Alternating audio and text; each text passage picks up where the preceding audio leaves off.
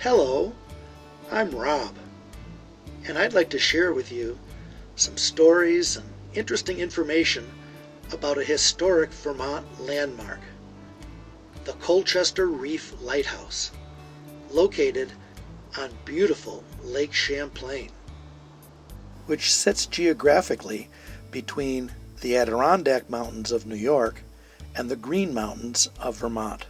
When Samuel de Champlain discovered the lake in 1609, he unwittingly opened up what for the next 3 centuries was to become the most important body of inland water on this continent.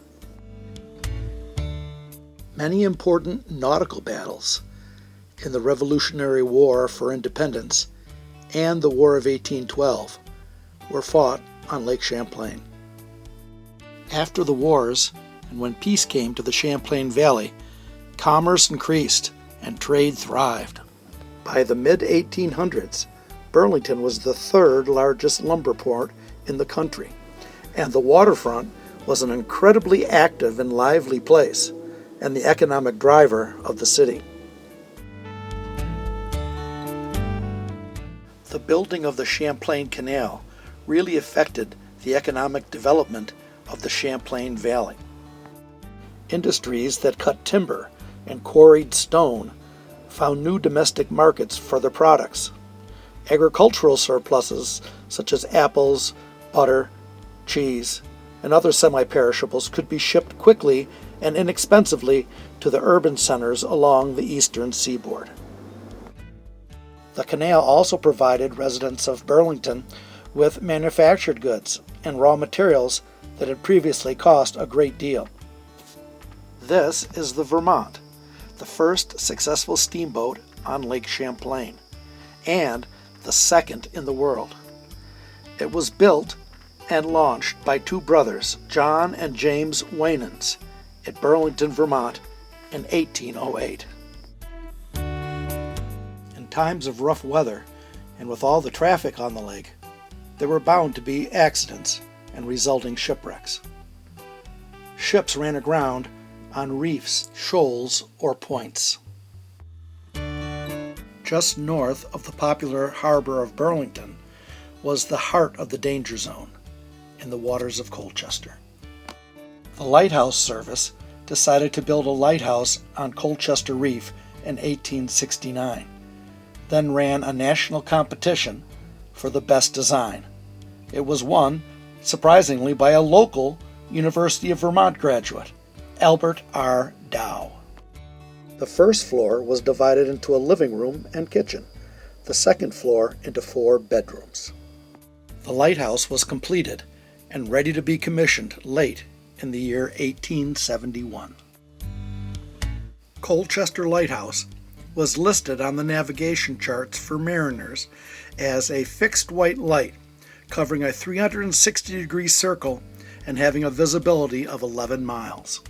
Lightkeepers soon learned that the brilliance of their lighthouse beam depended upon how clean the Fresnel magnifying glasses were that reflected the light out across the water.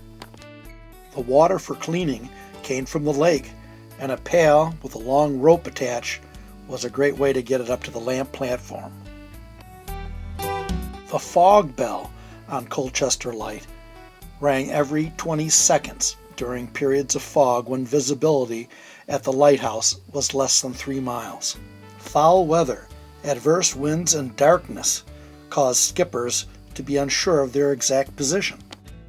If he were lost, the captain of a vessel could use the light and foghorn to approximate his position.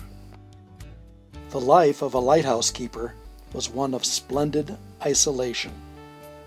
During its 62 years of service, the light was tenanted by 11 keepers, some with their wives and some with families, others companionless and alone.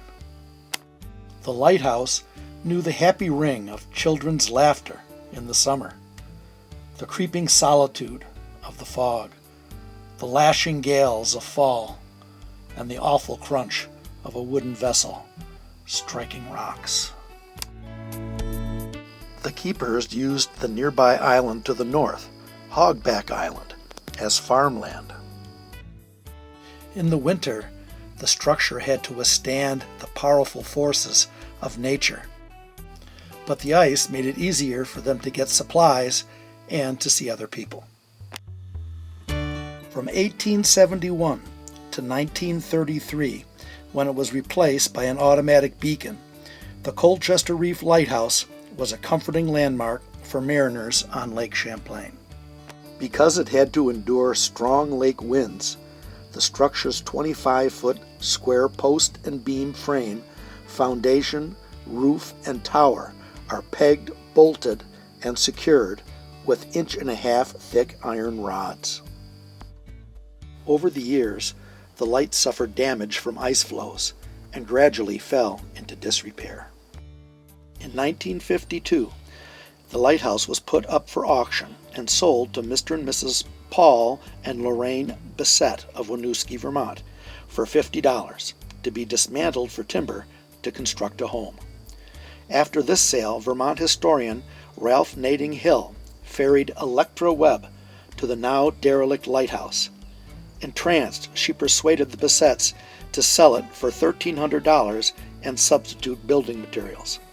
Webb purchased the lighthouse and had it moved to the museum grounds in the fall.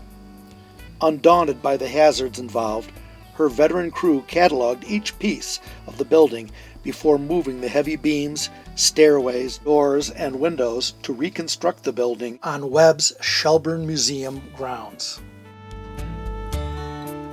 Appropriately, the lighthouse sits at Shelburne Museum near the 220-foot steamboat Ticonderoga, which navigated Lake Champlain during the similar time period. Here they will stand together, allowing future generations a hands-on opportunity to see what life was like during this important time in the country's history and development. Hi, Rob again. I hope you know more now about the Colchester Reef Lighthouse. Thanks for watching, and so long.